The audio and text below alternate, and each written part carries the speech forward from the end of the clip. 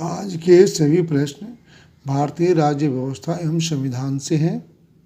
पहला प्रश्न है, संविधान के किस अनुच्छेद के आधार पर राष्ट्रपति वित्तीय आपात की घोषणा करता है?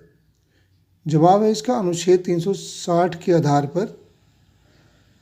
संपत्ति के मूल अधिकार, दूसरा प्रश्न, संपत्ति के मूल अधिकार को किस संविधान संशोधन विधेयक द्वारा मूल अधिकारों की सूची से अलग किया गया है? जवाब है 44वें संविधान संशोधन के द्वारा। अगला प्रश्न, भारतीय संविधान संशोधन प्रक्रिया किस देश के संविधान से प्रभावित है? तो यह दक्षिण अफ्रीका के संविधान से प्रभावित है।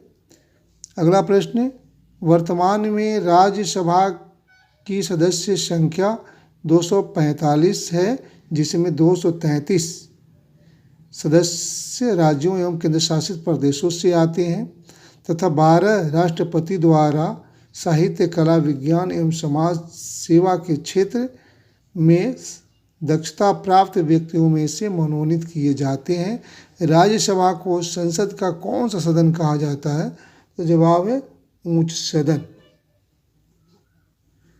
राज्यपाल विधानसभा के बहुमत दल के नेता को राज्य का मुख्यमंत्री नियुक्त करता है।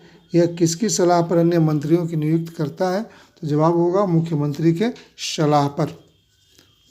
अगला सवाल है, संघ सूची में 97 विषय शामिल किए गए हैं, जैसे विदेश संबंध, रक्षा, रेलवे, डाक, तार आदि। इस पर कानून बनाने का अधिकार किसे प्राप्त है? तो संसद को। भारतीय संविधान के अनुसार कार्यपालिका संबंधी वास्तविक शक्तियों का प्रयोग किसके द्वारा किया जा सकता है? सही जवाब है प्रधानमंत्री द्वारा मंत्रिपरिषद की सलाह पर।